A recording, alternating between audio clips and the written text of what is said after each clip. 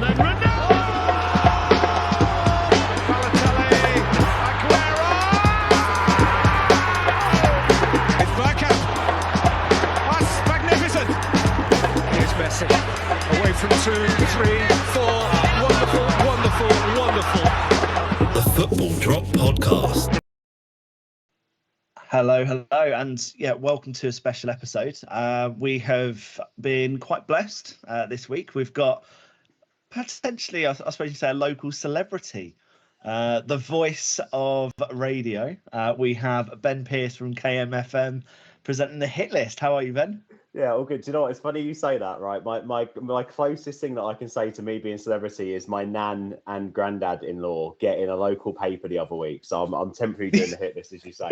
They got a newspaper the other week, and because we're part of the KM group, we have across Kent all the local newspapers. So you got like Folkestone and Hyde district newspaper, and that's where I'm from. So naturally, they're putting like the advertisement for the show in the local paper.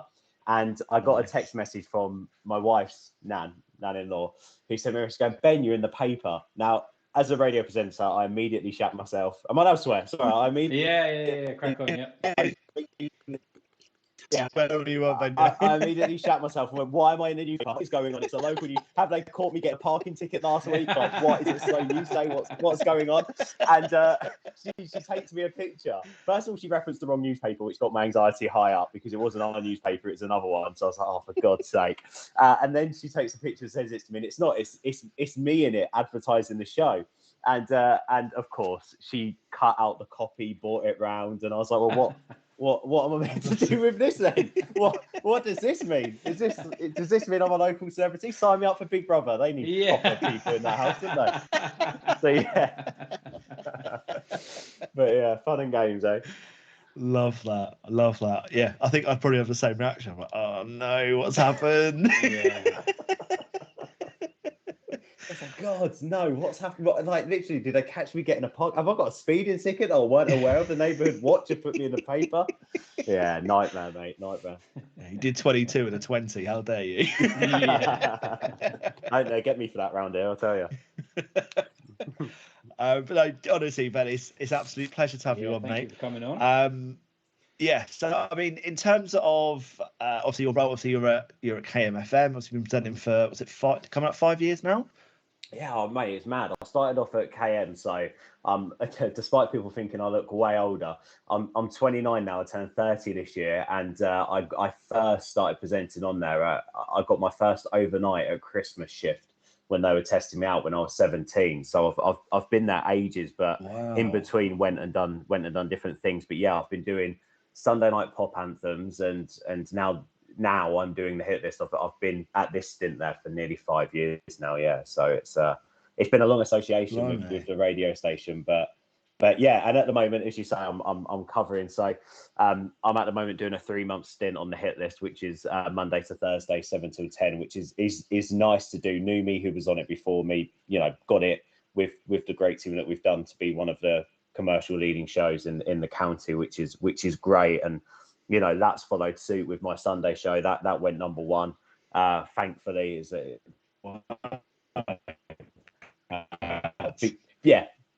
Before I came away from it for 3 months, so we managed to get the stats up, and we managed to get it, and then I've come away from it for 3 months. So yeah, but we've got a great team, so I'll be taken care of by Sunday as well, of course.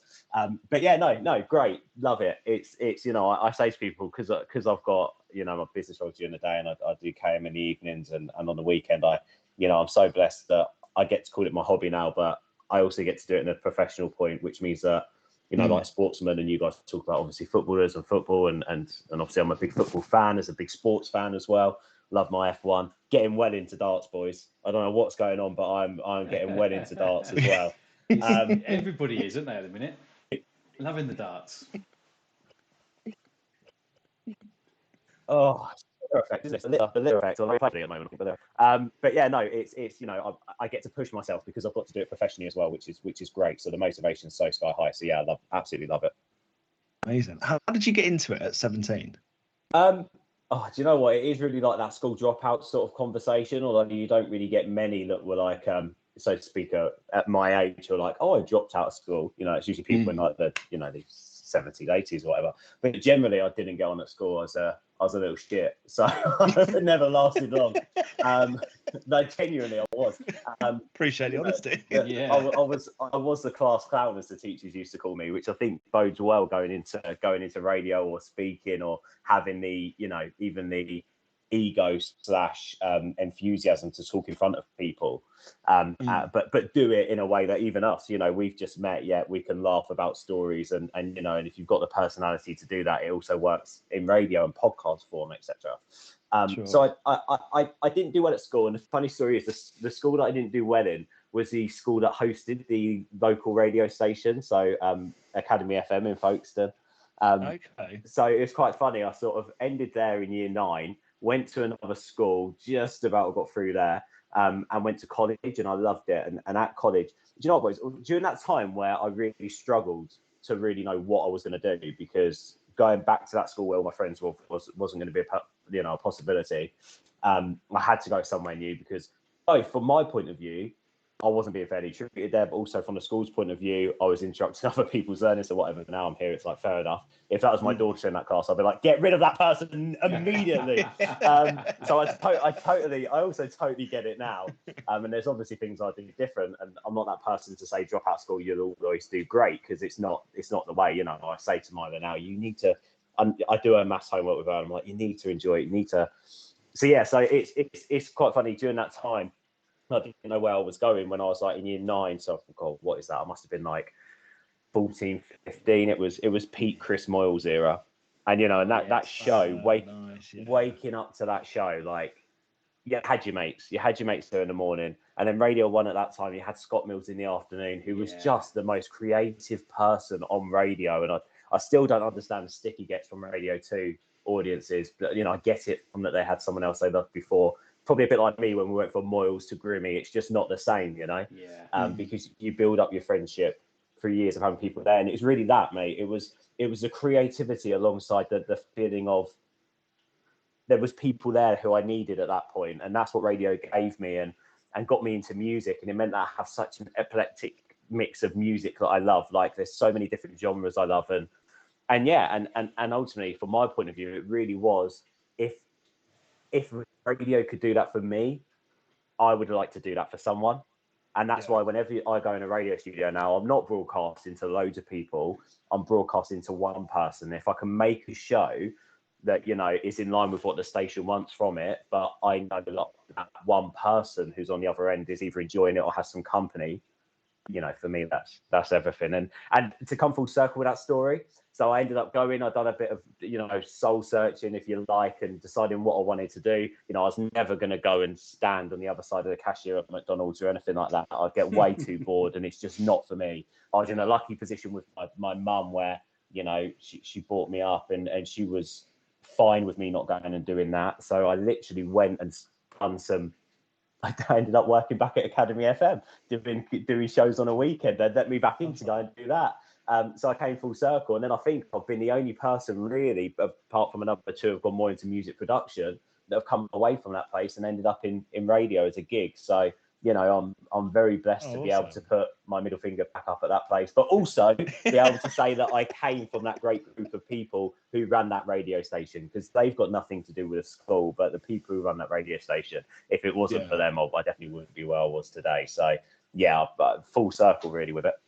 What would you say to people then who are like budding to become a radio DJ presenter? What advice would you give them if there's someone listening?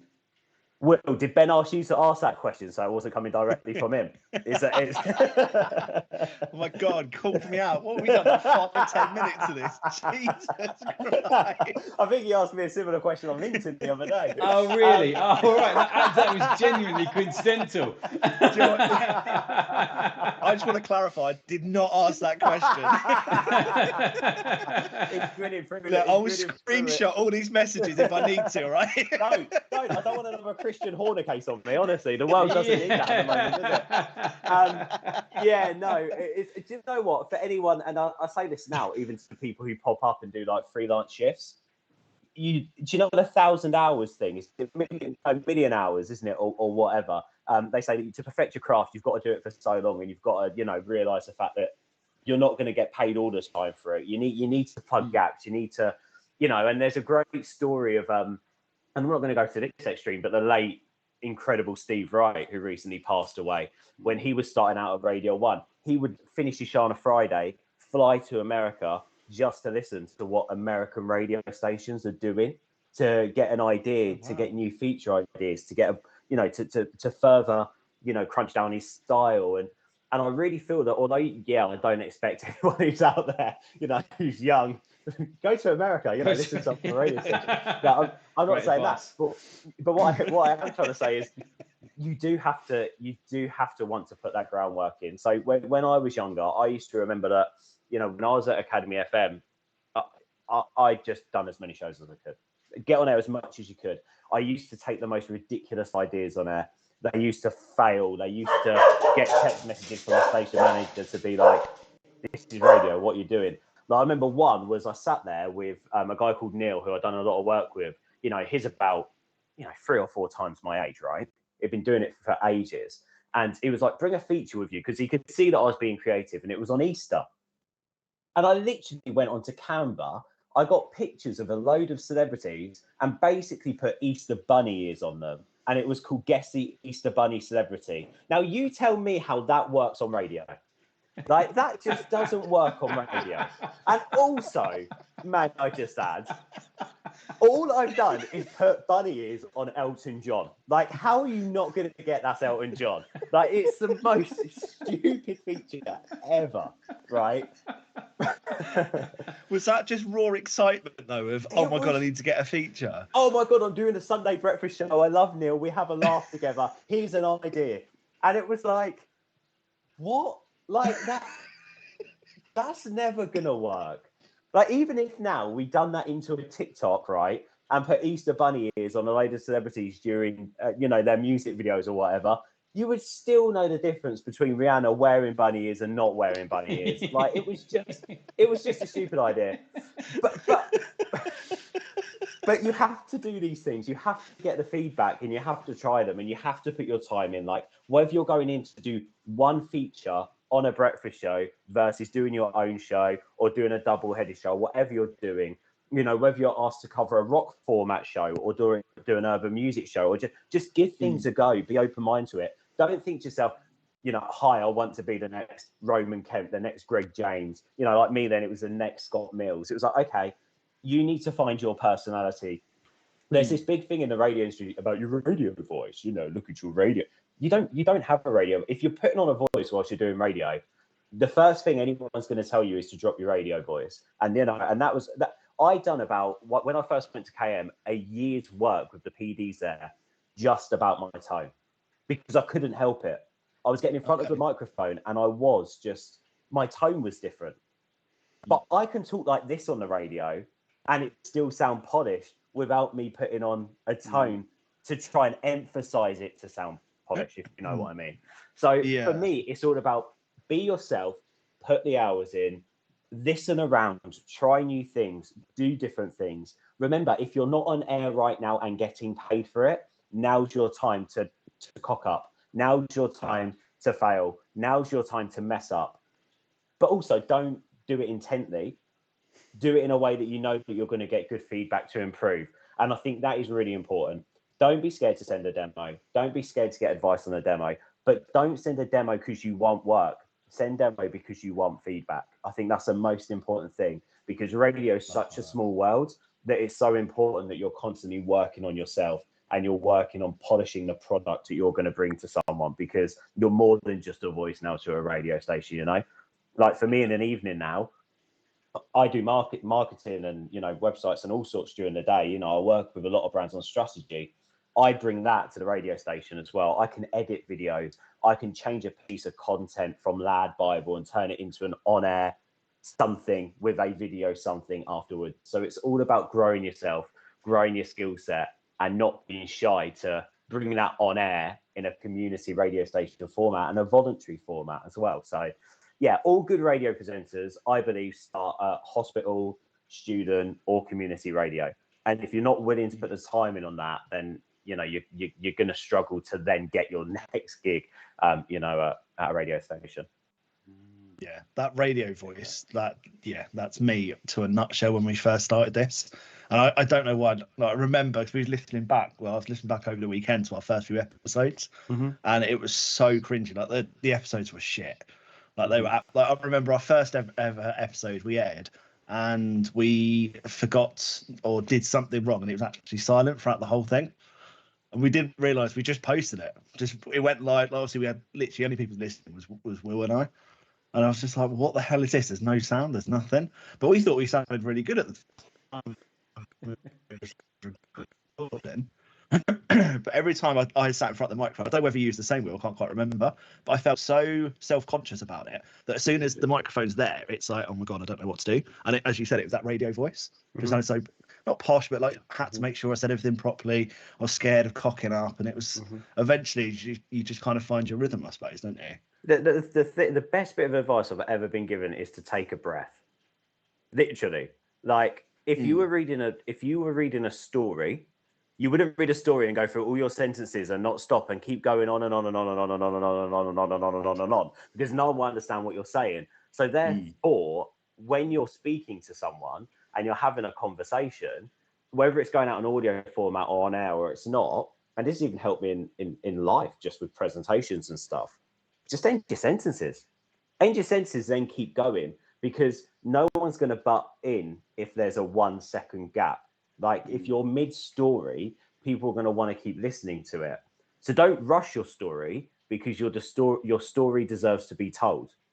And I think that is such a key piece of and a nice piece of advice because when you are in front of a microphone, I do think that with commercial radio nowadays, there's a lot of pressure, and even in the podcast world in some ways, to be short, snappy, straight to the point. Otherwise, you're going to lose people.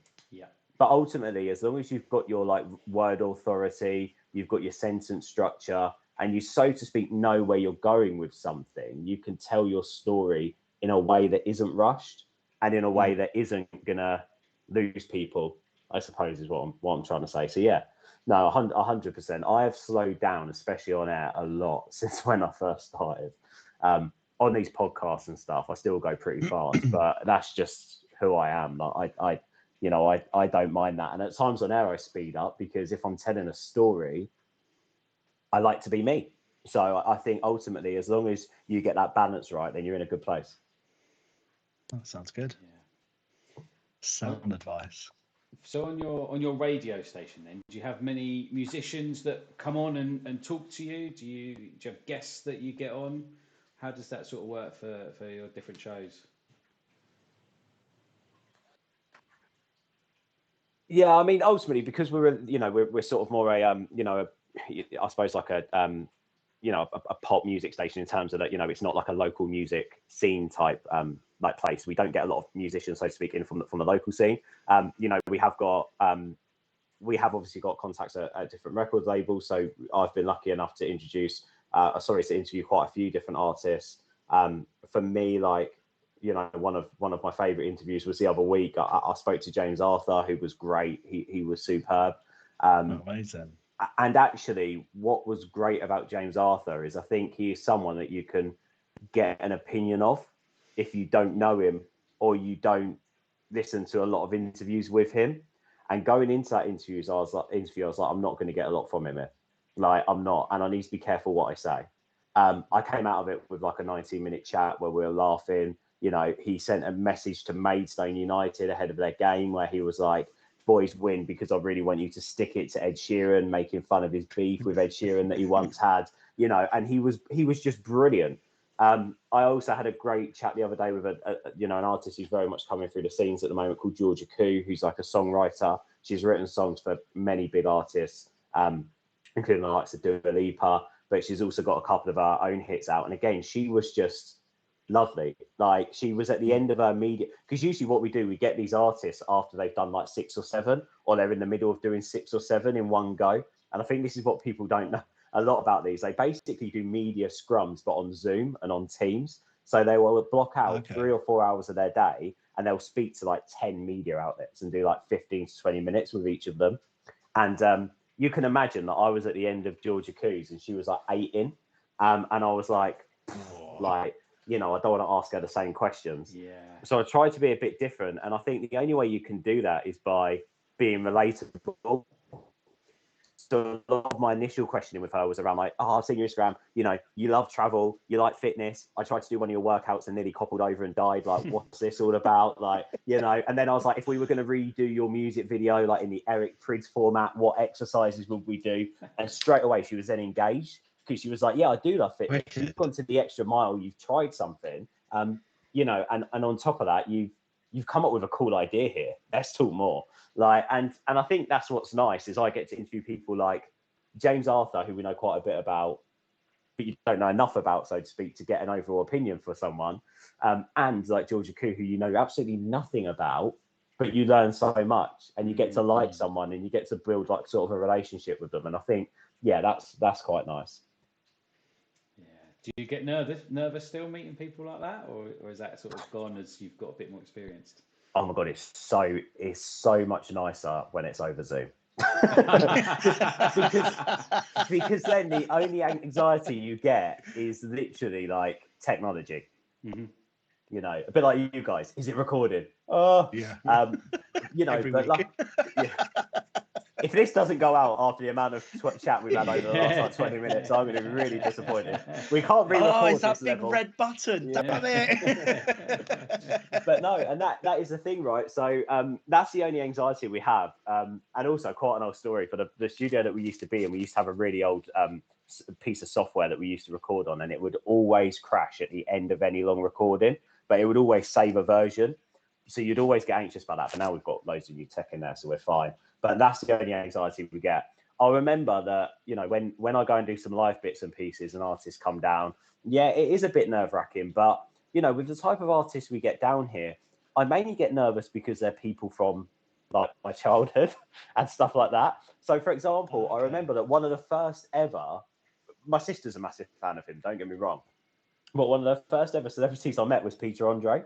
He was performing a show in Maidstone, and basically KM was hosting it. So the deputy PD said, why don't you come down, we can meet, we can have a coffee, have a chat, but also come backstage, you get a feel of what it's like coming and doing these gigs. And I was like, yeah, well, no pressure, it's only McFly and Peter Andre, like, yeah, it's not bad, we'll meet those, yeah. And I remember one of the first ever, my sister's a big fan of Peter Andre, and one of the first ever I'm a Celebrity Get Me Out of Here that I ever remember watching was the Jordan and Peter sort of series. And I just remember meeting him, and he couldn't be lovelier, like genuinely couldn't be nicer. And then at the end of his performance, he was obviously great buzzing, whatever. And he walked, as he came off stage, he literally ran up to me, gave me a man hug and went, was that all right? And I was like, why are you asking me? Like, your fans are going mental whilst his sweat's dripping off me. I was like, your fans are going mental. Like, yeah, it was great. Wow. He was like, cheers, mate, see you later. And then he went off to meet loads of like children with disabilities and stuff, and didn't stop. Like, it was just lovely. He was brilliant. Didn't do interviews that day with any press because he wanted to meet fans and wanted to meet people who came down from a special needs. Just great. Someone else that I met that I was really nervous to meet, and I worked at Dreamland for a bit in Margate, which is like a theme park, and we do stuff there. With 2 young kids, Mr. Tumble. And I don't know why, I got really nervous meeting Mr. Tumble, like Justin. The nicest bloke ever. Don't know why I was so nervous. Like, we had a chat for like 10 minutes. Then he went into a room and done like, again, 3 hours with special needs children and stuff like that. Again, like, just, do you know what I mean? There's more to it. Things you don't see in the press, or things that you don't know about people. And then a couple of years ago, I hosted something in Canterbury. And this is the one that I was most nervous about. And it's absolutely pathetic, this, right? It's really bad. Do you guys know who Big Brovaz are? Like, they're like a rap group. Yeah, this is New Flow, take over the show. Yeah. They were. I'll edit that bit out. No, keep that in, because that was perfect. That was perfect. I was obsessed with these guys. Like, absolutely obsessed with them. Like, I think like their rap albums were some of the first like I listened to in full, and like their mixtapes and stuff. And I think that's what got me into like grime and R&B when I was younger, and I was one of those kids. And I met like 2 of the original members. I got so nervous. I don't know why. Like, and Dick and Dom as well. I got so nervous. And it's just ridiculous that you go up to these people and you can't help but go, oh my God, you was a huge part of my childhood. And I'm there as like a 28-year-old male, shaking, nervous, desperate for a picture with them. And I'm like, this is Big Brovaz. This isn't, do you know what I mean? This isn't Eminem. This isn't Jay-Z, and that's how I'm treating them. So yeah, I mean, in answer to your original question, with artists from now, I'm a lot better with than I am with people from my childhood, because you can't help but say that line, and it just makes you look like an ultra numpty, to be quite honest. So yeah, it's still nerve-wracking, mate, meeting Big Brovaz, big time. Yeah. What's that song again, Ben? I can't remember now. It's fallen out of my head. Okay, yeah. Give us the second verse. Come on. Yeah. I'll put the lyrics in the podcast description for everyone. Yeah. Oh, amazing.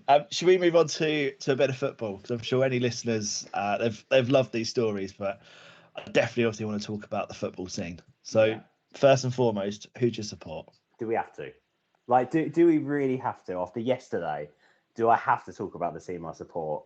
Oh, because we will be here for the whole rest of right. So I'm a Manchester United fan, and that's all I want to say on the. Yeah. And that is all I want to say on the matter. No, I obviously I moved here when I was 2 days old, so that's why the accent hasn't. Yeah, sorry. Yeah. Next question, Your Honour. I think we might as well end there, to be honest. Thoughts on the weekend? We won't go into too much detail, because I know there's other stuff we'll obviously cover, but obviously it's a big derby, wasn't it? I feel like most Manchester United fans, I don't get it. I just don't get it. And I can listen to Gary Neville, Roy Keane, Mark Goldbridge, Stretford Paddock, Stephen Howson, Rio Ferdinand. I can listen to any Tom, Dick and Harry talk about Manchester United and, our style of play or what's wrong at the club and so on and so forth. But I just don't get how you can have a team of players which you can single out a good 8-9 players in that team that I think probably play some of the worst football that I've ever seen in the Premier League. And I don't get it.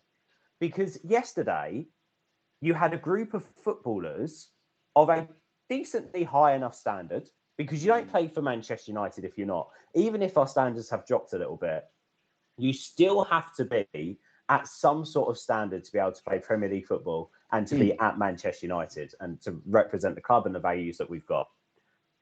We couldn't keep hold of the ball.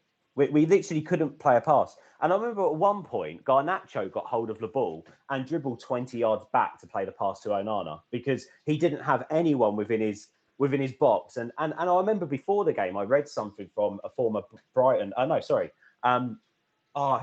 De Zerbi used to manage, was it Shakhtar before Brighton? It was a former Shakhtar player who was like, De Zerbi's fascinated with changing the whole pitch into boxes so that players know where one of their teammates should be if they're on the ball in any position. So therefore, they know what to do with their body language. They know how to twist. They know where they're going to be playing the next pass.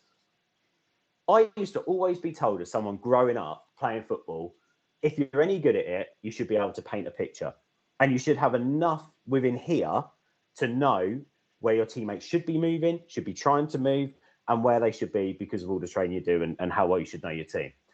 No one on that pitch for Manchester United knows at all what each other does well. No one on that pitch knows where anyone should be. No one on that pitch has got any sort of idea when it comes to playing off each other, playing a quick 1-2, playing the ball in behind. The only person that can do that is Onana, who's our goalkeeper, which is so worrying. I think he had 5 times the amount of touches than Rashford did on Sunday. Wow, I didn't realise that. Probably more, mate, to be quite honest. How much was Rashford in the game? He had 4 or 5 touches in the first half, maybe 6 with a goal. True. I'm not putting that stat out as official, but it's something like that anyway.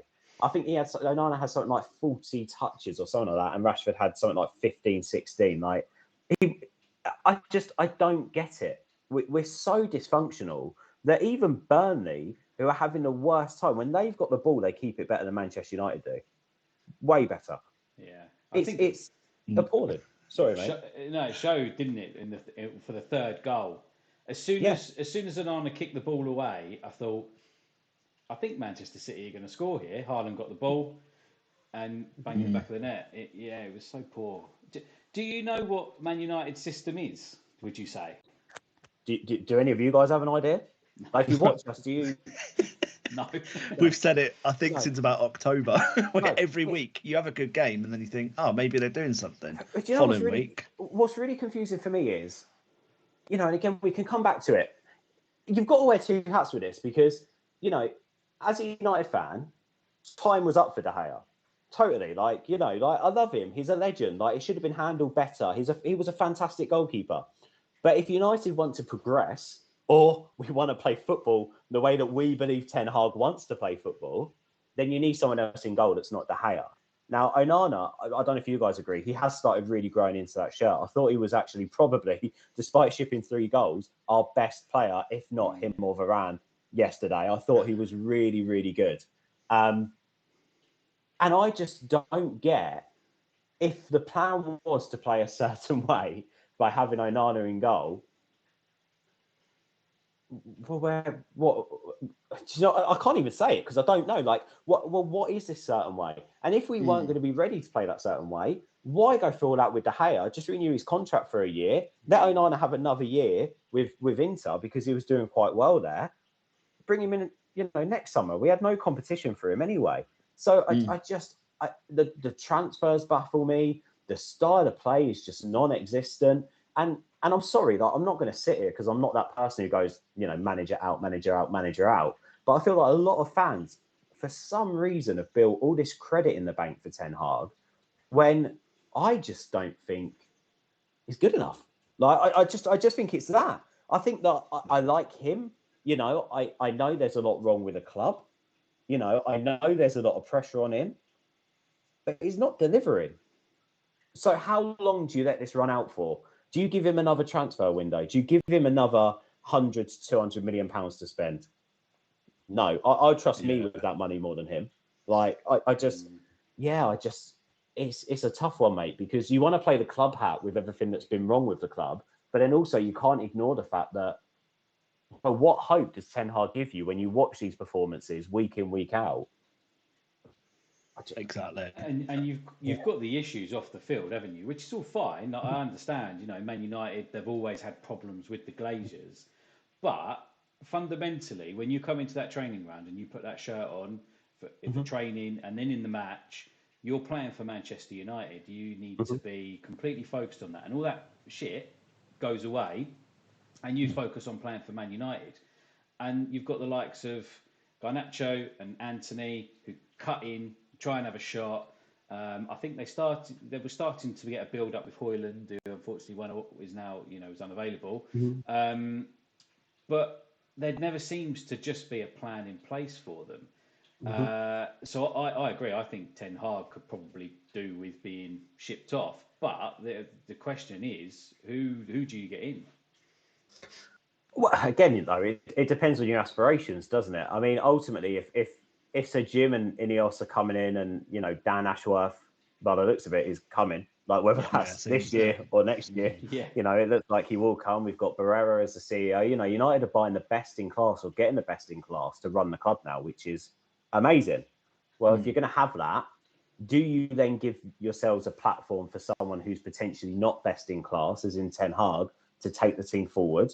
Or do you go, okay, that game against Fulham, that game against City, I know City are an outlier here a little bit, but just hear me out here. But also, if we go back, I'm trying to pull results out of my backside here, but, there's been a lot of games that probably we deserve to lose that we've ended up winning by the odd goal that, but do you know the games? Luton, I think, was one, wasn't it? Yeah, I mean, I suppose Luton's another one. But the games where we're dropping points in and we're losing, out of the 16, no, is it 16 or 12 this season? I can't even remember now. I think it's 12. Do you bring in someone who can basically, for a couple of years, just get you in a better position, not necessarily playing better football, but get you more points to get some consistent Champions League football, to get things spinning, to get things in the background working out better? Because I do think there needs to be a lot of work in and around Old Trafford, Carrington, our scouting network. I think there needs to be a lot, and that's not going to happen within one summer. So that's why today I sit here and go, well, if we're not going to see the best of Manchester United within a football structure for at least 2 years anyway, why don't you take 2 years to work out that succession plan? Just go for someone like Tuchel. Just do it. Because ultimately for United, Interesting. with Tuchel, this is what I go with my mind, right? With Tuchel, will he cause problems? Yes. You know, he's going to tell people what he thinks. Will we get more passion out of him, and will we get a better Manchester United football team out of him? Maybe not stylistically, but in terms of winning games, yes. We don't lose against Fulham with Tuchel in the dugout the other week. We win it 2-0, 3-0 maybe. That game against City, yeah, we may be structurally, set up similarly, which is why I don't want to give parallels, because I don't think the setup was wrong. But then when we go forward, I just think he's probably a better football teacher, given everything is won and his stance in the game, that those players will have a better idea of what they're doing when they're going forward than we actually had yesterday.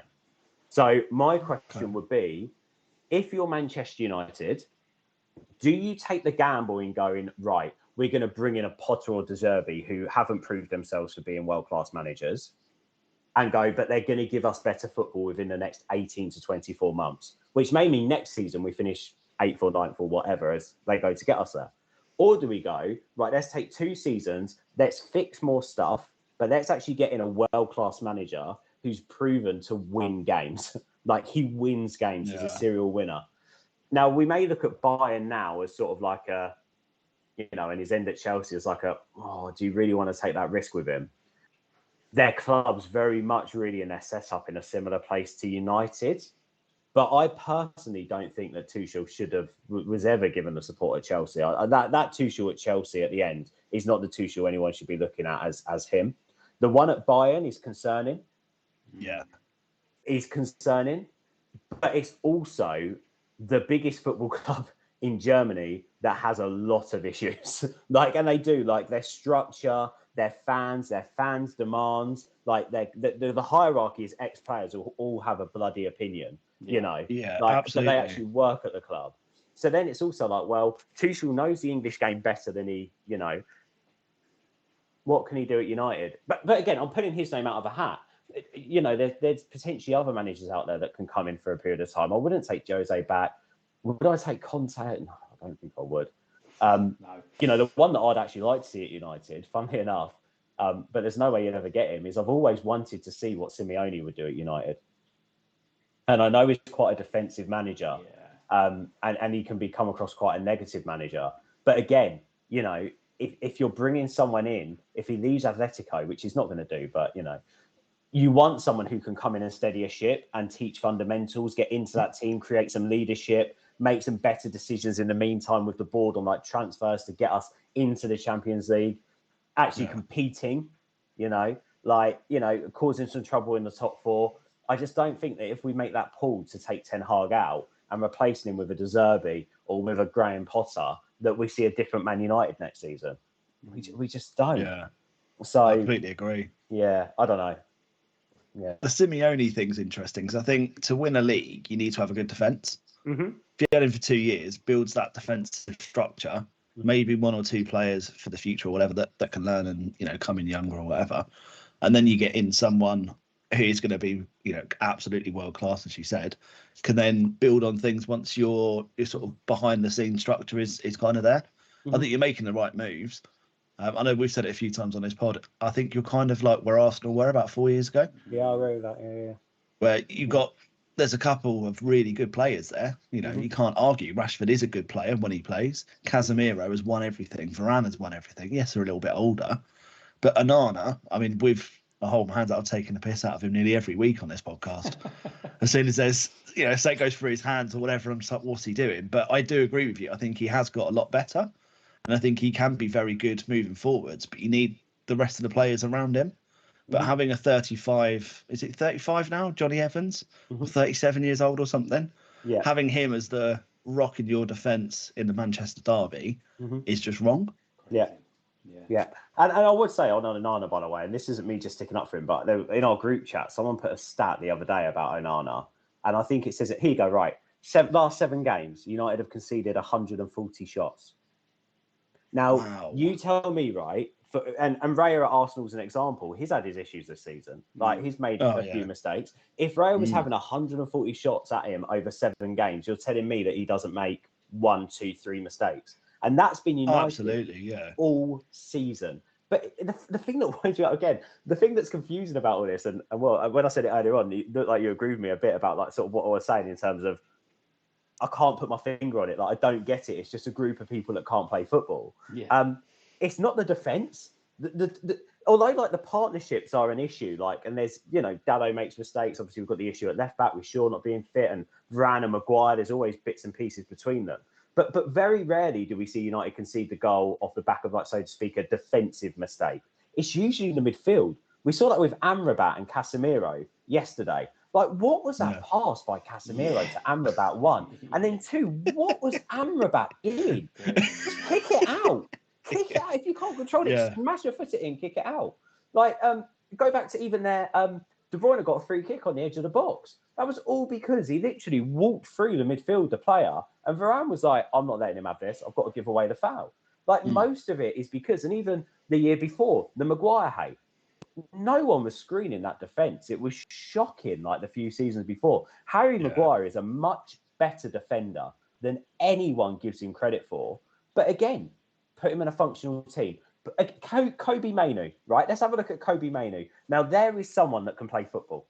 How much better did he look than any other Manchester United player, even yesterday when he was on the ball? Like, and I still say it now. If England go with a midfield 3, and my bias does set it in here, with Rice, Bellingham, Mainoo, Saka, Foden, Kane, we're balanced and we're sorted. Like, genuinely, this summer. Because you're not... he's just phenomenal, the way he reads the game. I think I mentioned earlier on about painting pictures. He's just the best. I think at one point he nutmegged John Stones and turned bloody Diaz and then played the ball out wide to Garnacho. And it was like the next thing, Rashford got the ball and just ran into a cul-de-sac and kicked it out of play. It's because he didn't know what he was doing when he got the ball, you know. So, and that's not Rashford hate. That is just that some people have it and some people don't. And that's why City are so good. Every time Bernardo Silva's on the ball, you can see him scanning. He's looking. Yeah. You know, Stones is the same. Diaz, Walker, you know, all of them. Like, you know, you need to be able to do this. Whereas United just put their heads down and just kick it. Hope for the best. And that's why I say our best footballer is Onana. Because he can scan the field and he plays a good pass. All our best opportunities came from a long ball from Onana. And someone was telling me in the group chat the other day and how he said, at least United went for it. And I went, excuse me? He went, at least we went for it. And I went, no, I'm sorry. That's not United going for it. If United were going for it, you'd either have to match City, which you can't do. I don't think there's any football club that can do that. Or you have got to be so much more threatening on the break than we actually were. And I was like, the issue is that United didn't have a shot on goal from the 28th minute. You know, we kept going back all the time. We weren't brave, but we also just didn't surround the ball. We didn't know what we were doing when we were on it. So,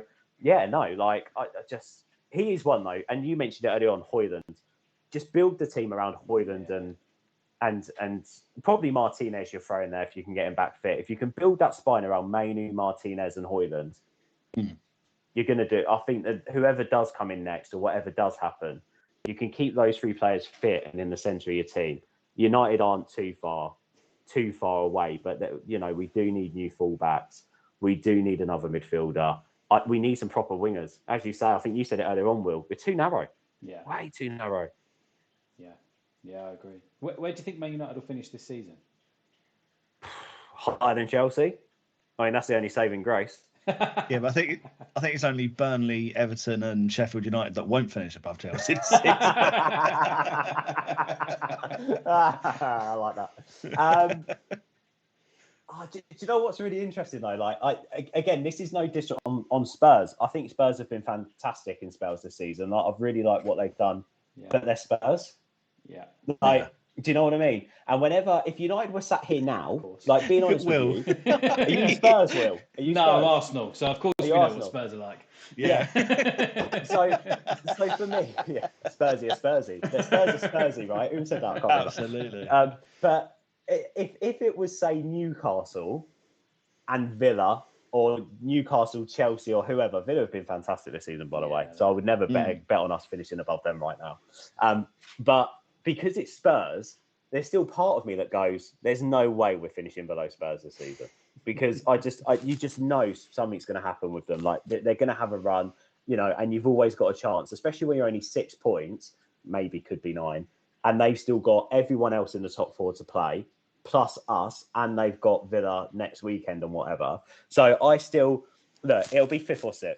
I don't think we'll finish below 6th. I do think it'll be 5th or 6th. I'll be interested to see what happens when the cup games start to come thick and fast as well. If we can get a result against Liverpool, it may be that he does just go, look, we'll rest some players on the lead up to the next cup game or whatever. So yeah, we'll wait and see. But I'll put it out there, because it's Spurs above us. I think we'll finish 5th.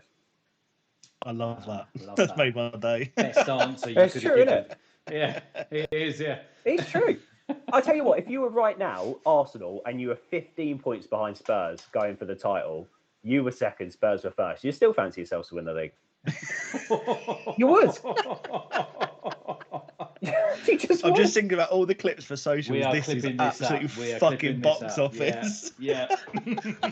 They're going to be, I'll tell you what, Spurs fans are going to be even more gutted when Ten Hag does stay and he goes, right, Son, you need to get your ass to United now, mate, because you're never winning anything with Spurs. So come on, come over. I've got a carding cup in my back pocket already. How would you like a bit of this? By the way, that could be a good shout. I could see that. He's the one person in the Premier League that I would take for any money tomorrow. I think he's insane. Son. He's great. He is good. Very good. It's phenomenal. Yeah, I agree. Yeah. Interesting. Yeah, interesting. Sorry, I thought you were going to talk. Do you want me to go? No, okay. you crack on. Sorry. So, okay. Do you get up much to Old Trafford? Do you know what? Post-COVID, I haven't. I'll be honest, because when I have the show on a Sunday, I get worried about the transport back. The last 2 times I went to Manchester, I got stuck on a metro for about 3 hours, and then I ended up missing trains, and it was an absolute nightmare. It is expensive. I think I'm going to go up, not next month, the month after, but no, I haven't. I haven't since post-COVID, to be honest. I used to get up around about twice a season. Okay. Yeah. Because before you know it, it's 250 quid out the bank, and it's just Oh, it's ridiculous. Yeah. Since having a second child, it's just not been. Apparently, we've got other things that we need to put our finances towards. It's crazy, isn't it? I don't know why they talk like that. It's mental. Yeah, it's like my wife doesn't know. Do you know what I said to her? So it's my boy's birthday this weekend as well. So we went out on a Saturday, and my mum was like, "Why don't you come down and get all the family around? Because obviously United are 3:30 on there." I was like, "Yeah." She's like, "Okay, well, you can have the football on the telly. Everyone will be round, and it'd be good." My wife literally turned around and went, "Well, it's not for Archie's birthday, then, is it? It's so that you can watch the football." And I went, "Oh, well, it's killing 2 birds with 1 stone, isn't it, really?"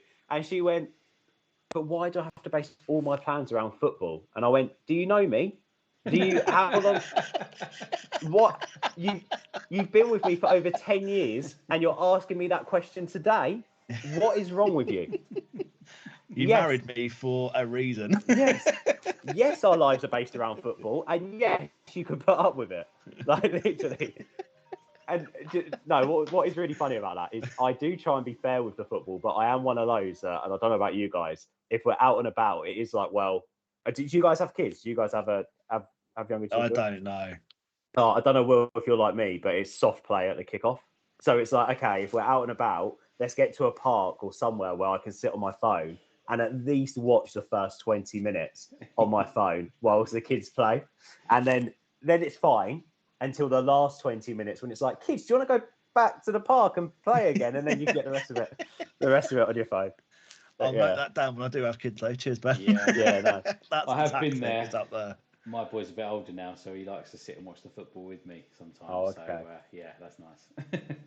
Oh, I can't wait until my little lad's that age. But I actually think that the way that they are at the moment, saying that Archie's too small to really know, but my girl is way more into it than he is at the moment. But I think that's mainly because I can't remember what game it was, but we won it like 2-0, and it's quite a straightforward game. We went 1-0 up, and she's like, "Daddy, can you throw me up in the air?"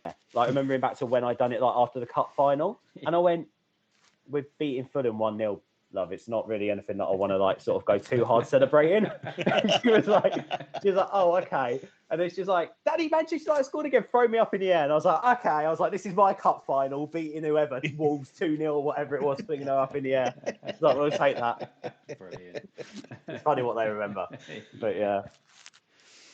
Have you, so thinking back to United, so what you thought, so I was going to say, what's the best game you've ever seen? I would imagine it would be the 98 final, but I thought I'd ask anyway.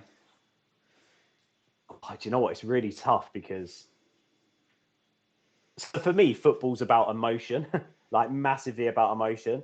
So technically, like the best game I've seen probably wouldn't be one where like it was, like 99, for example. Like I was probably way too young then to really have like the emotion or the feels. But like thinking back memories like and emotions, a lot of my fans, obviously being down south, you do get a lot of like Liverpool and Chelsea, and the fan bases are really varied. My nephew's a big Chelsea fan, so Istanbul Champions League final was fun. It was a shocking game. It was honestly, it's probably the worst Champions League final in the history of Champions League finals. But just the way it happened with John Terry slipping over, missing that penalty, and me being able to stick it to my nephew was absolutely superb. And so obviously straight away, that's a memory that comes up. That's like that was a moment. Obviously, again, thinking about moments, the final, that Aston Villa game with the Van Persie goal for Fergie's last Premier League title was just everything. Yeah. Sorry to bring that up, boys. And then was it the game after when he got the Guard of Honour back at the Emirates? Yeah. I thought it was funny. Do you see what was missing there? I'll say, do you notice what was missing? There was no apologies on that one, was there? Yeah, no. He meant that one. Absolutely. No, so I'm going to drop this bomb and just watch. You know what's quite funny about that though? Circling back, do you know I mentioned about Son being the one player that I'd take from like a rival club right now? I think there's been a few of those through the times, but like thinking about the first one for me was Drogba. Like Drogba was just a man in a boys' game. Like Van Persie was one of them. Like I always used to admire Van Persie. I thought he was absolutely superb all the time, and just he was a leader of men, and you could see it. And he was, that Arsenal team then got a lot of stick, but I can imagine how much joy Van Persie would give you guys week in, week out. And then when he came to United, it was just like, lovely jubbly. This guy's going to give us a title. But then other players like Hazard, again, fantastic. I was gutted when he didn't join us from Lille. And I say Son now, but it's amazing, isn't it? How players like, when they do come, when they sort of go around, you can admire other players at clubs. I remember when he first joined, I was sat there watching Kieran Trippier at Newcastle. I know he had been rumoured for United for a little bit. Yeah. And I was just sort of sat there like, how on earth didn't United sign this guy? Like he is unreal. He's just a great player. And now I'm sat here watching Conor Bradley for Liverpool, and I'm like, what? What a player. I'm still not sold on Martinelli, guys. I'll be honest. What? I'm not a massive fan of Martinelli. I love Saka. Happy to hear this. I like Saka. Really, really like Saka. And Declan Rice has completely just sterned up that midfield of yours. I think he's a fantastic footballer. And I actually think the way that he has made the jump to Arsenal, going from like relegation zone to mid-table, punching one above their weight. He's done really well settling in there. It's done. So I had to get some jibes in. Right, Ben, can I just say, I've spent all my time speaking about United watching a big smug smile on Will's face during the whole conversation. And he just nodding along going, yeah, that was Arsenal. Yeah, just shitter is what he was thinking.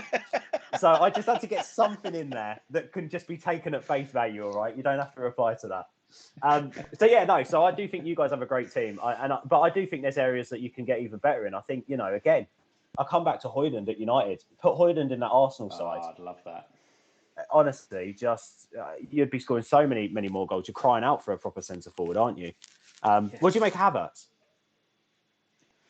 We were torn. I was very negative. You was negative. I was a bit more positive because I could see kind of what he did in Germany, and I thought, do you know what? I think I can see him. And he showed some sort of signs of it at Chelsea in the early days. Mm-hmm. I thought if we can get that player, great, and Arteta's the man to get the best out of him. Now he's here, he's a bit hit and miss. I think we are missing a striker, but he does seem to be doing okay in that kind of number 8 role, I guess he's sort of playing in, false 9 sometimes. So he's doing all right, but not my favourite player. Do you I see, the thing for me with Havertz is that if you take and I know it's easy to say, but if you take the price tag away, then you probably don't make so much of a deal about it. I think, how much was it you signed him for? Was it 60? 65. But I think people are forgetting that now, in the rates of back in the day, it's probably around 20 to 25 million, like with the way that inflation is. And I think if you say that you've got a 20 to 25 million pound player there, you're not really going to massively argue against it. No, he's got age on his side as well, to be fair. Yeah, he's young still. He's plugged a gap that clearly your manager thought that he had a gap from. He's got you a couple of really important goals this season as well, like where he has when he's actually put the ball in it. But I do find this whole argument, and this is why when people come back and talk to me about Anthony, when you talk about transfer fees, you're never going to be able to justify a signing unless they come in and really make a massive impact. Like if we come back to what's Rice, 120 million? Well, when's Rice? When's he going to be worth 105 million? I don't think you can ever quantify that fee. But what you can say now is it's been a vast improvement in the middle of the park than you had before. So therefore, you've actually brought in someone, who tried, tested, was hopefully going to make a difference, and he is going to make a difference. How do you quantify a 105 million pound difference? I don't know. That's multiple trophies over multiple seasons. He could have a shocker next season. Doesn't mean he weren't worth 105 million. Like, do you know what I mean? So when it comes to these players, I think the whole transfer fee argument is just one of those where it's like, you've sometimes just got to drop that guard and just look at it at face value of sort of what they are as a footballer. And I think Havertz is one of those where, again, he's stable Chelsea side, brand new environment. He's shown some really good glimpses. The manager wanted him to plug a gap. Arteta's done enough for you to trust that process now. United's the opposite side. Anthony, well, what does he do? What does he do different for the team?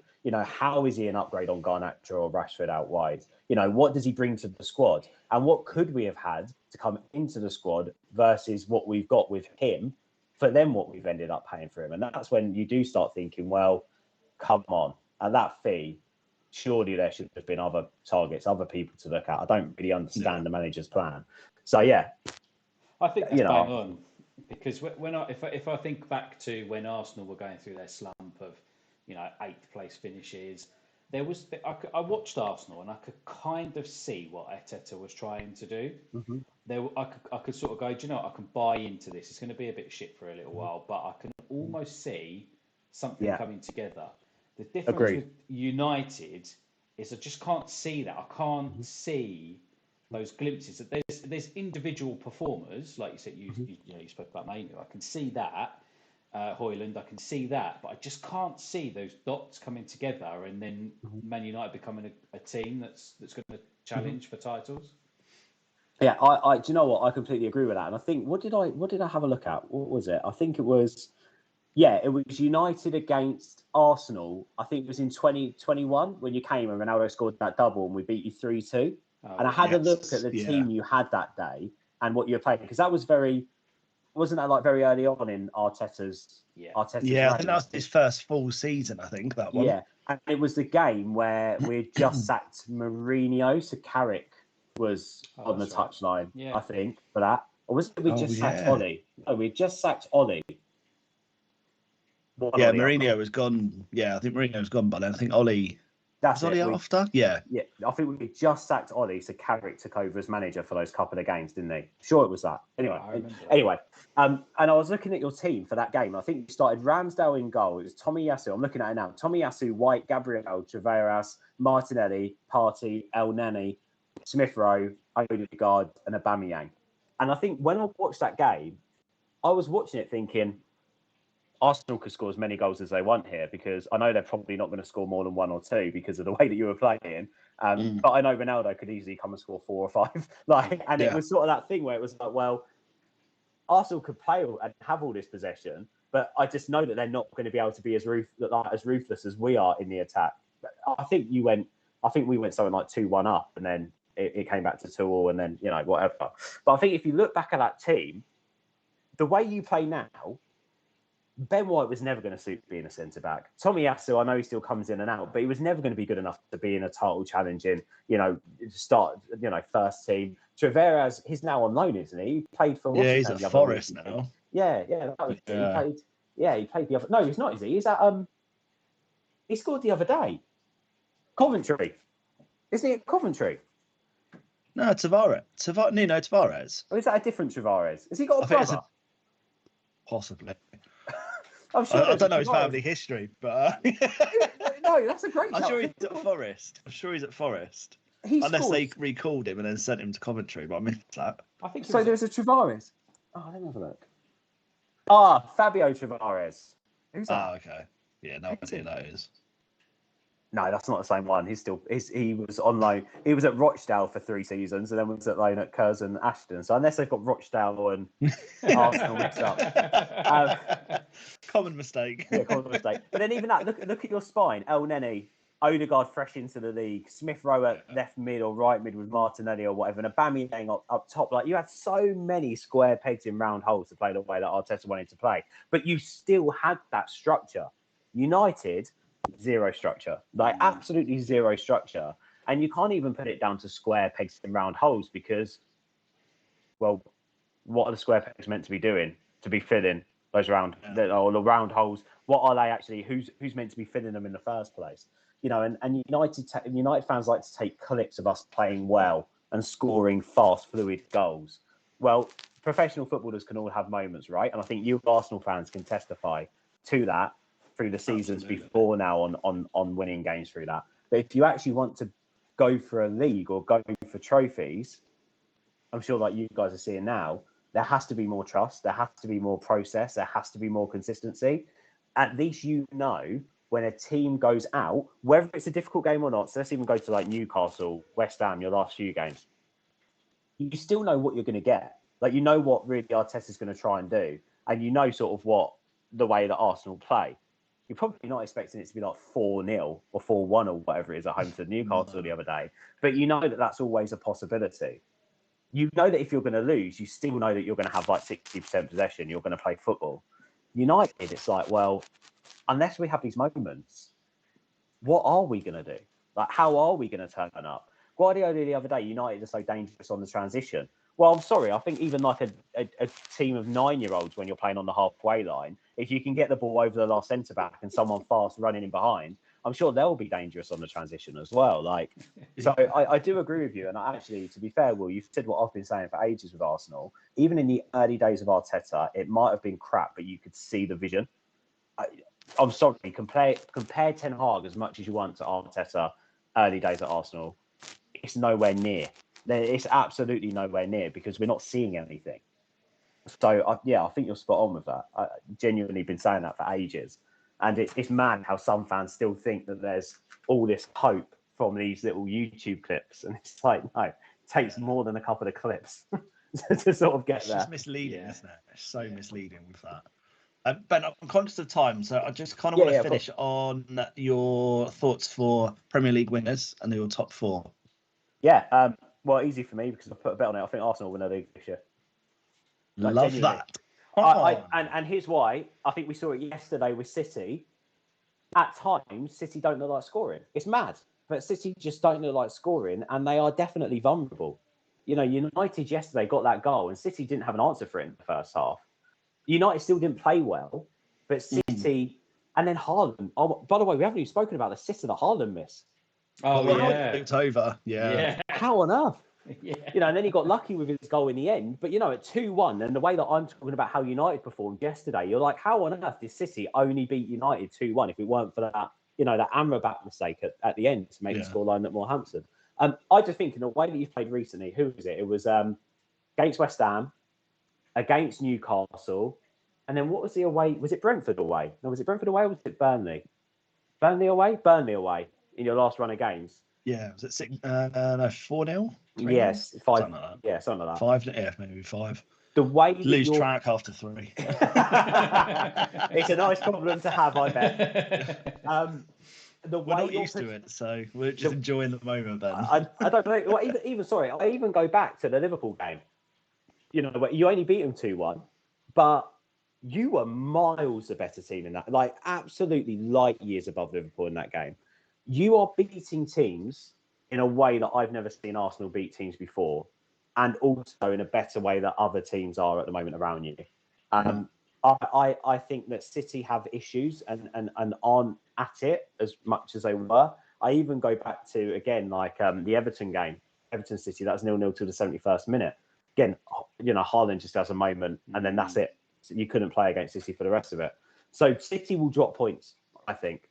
And I also think that Liverpool will drop points, and they've been bloody lucky not to have done so recently. Especially the weekend. That was the joke. Yeah. Have you guys seen the Madrid one? Yeah. With Bellingham? Yeah. No, I'm going to watch it. Yeah. Oh my God, that was outrageous. Yeah. No, really? If you've not seen it, Ben, so literally, final minute of the game, corner goes in, headed away out to, what did you say, level to the 6-yard box? Yeah, it was just Will outside, with a cross in. Yeah, just Yeah. outside the area. Puts a cross in. Bellingham's headed it in. Everyone's gone mental. The fans gone, no goal, I've already blown the whistle. He blew the whistle as the cross As the was cross being was put coming in the in. box. Yeah. Insane. No. Yeah. And that would have been the winning goal. And then he sent Bellingham off. For arguing. I saw loads of stuff with Bellingham after, Yeah, I think Rudiger got sent off as well for arguing against it as well. It was carnage. But yeah, I couldn't believe it. Wow. That even more mystifying than that drop ball. I mean, look, the only thing that I would say about the drop ball, it was a monumental error. It was like, you know, Mike Dean said something about it the other day. It was really bad that rule wasn't followed up on. But oh my God, Forest should have cleared their lines. They had 3 attempts there to clear their lines, and it was a good 2 minutes afterwards. You know, yes, it impacts the goal because if Callum Hudson-Odoi gets the ball back, he goes straight to the corner, right? You know, and absolutely, yeah. They wasted more time. But you know, Liverpool there got really lucky. It was a great finish great ball by McAllister as well. Yeah, you know, but very lucky in Klopp's final season. Thank God. So I do expect Liverpool to still drop points, especially if they carry on winning games and they keep playing games, more injuries. So I really do. Do you know what people said last year was Arsenal's year? I actually think that this year it's a year where if Arsenal don't keep up this form, they'll be kicking themselves because points will be dropped. And I think Arsenal are just winning games in a lot better fashion. And I'm more confident going into games looking at Arsenal thinking they'll win that. And then like, no, it won't be 1-0, it'll be like 5-0. And I think that's the difference. So yeah, I'm going Arsenal. Oh my God, it's a toss-up between City and Liverpool because genuinely, like, if they could both be deducted 20 points and put in the championship, I'd go for it. I don't know. What do you like? Maybe I'll go City, Liverpool, and then I'm going to go Villa.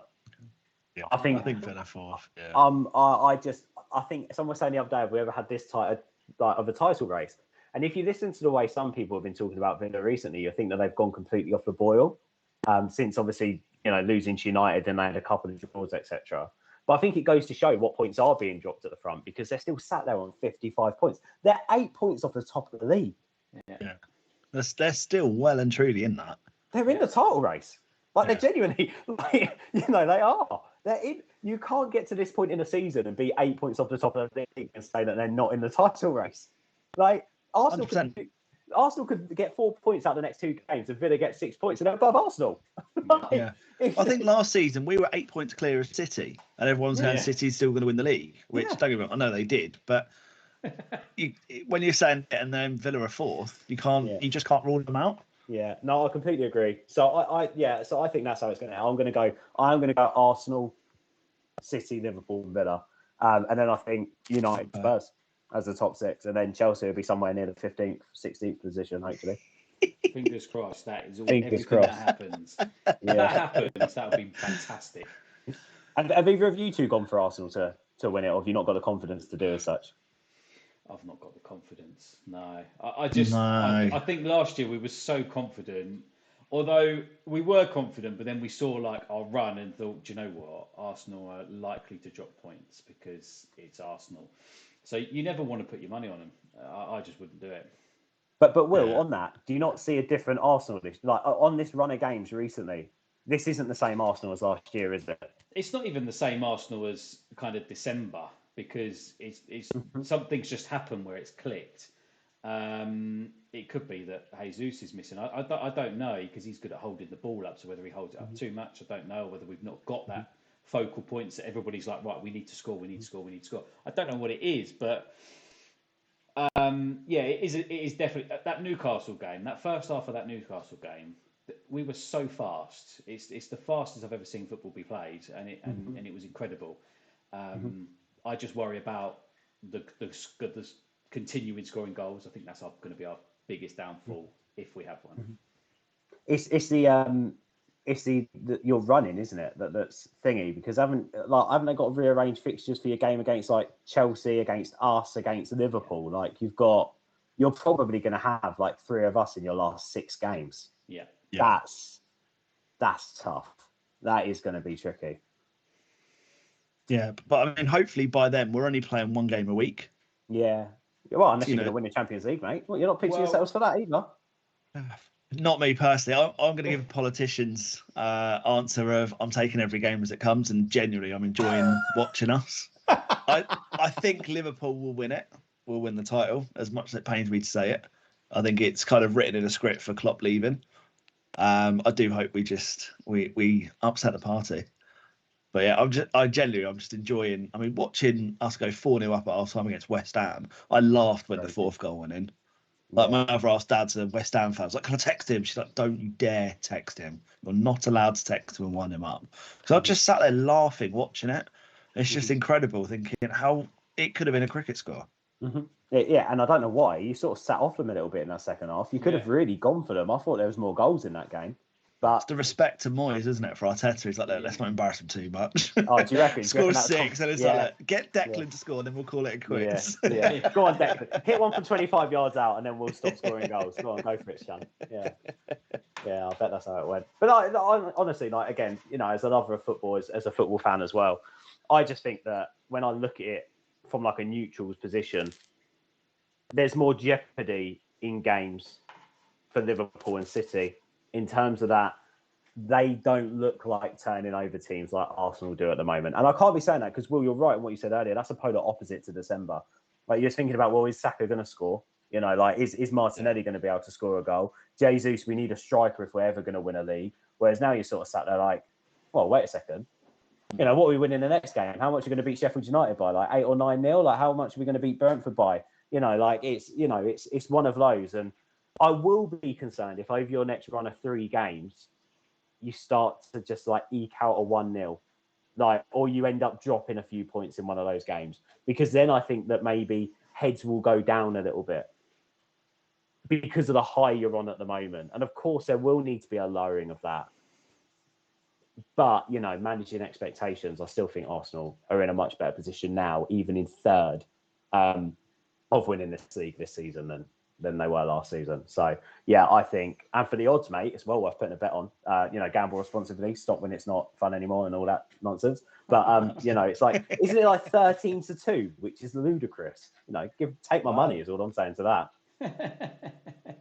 Well, I know what I'll be doing after this. It was that. Thanks for the advice. Yeah, you should never bet on your team, You should never bet on your team. It brings bad luck. Yeah, that's what I've always done. I've never betted on Arsenal purely on that basis, but I don't blame you. Those odds, I think it's rude not to, isn't it? It's just completely rude not to. Oh no, well, good luck, lads. I hope Liverpool time. and City don't win the league. That's the only thing. So as long as Arsenal can do something, I will be quietly happy about that. We'll be ecstatically, loudly happy about it. So, but Ben, it's been a pleasure. Listeners, hope you've enjoyed it. We'll put all the links for Ben's show as well, so you can listen to him Monday to Thursday on KMFM. But for now, thank you very much. Cheers, guys. Cheers, lads.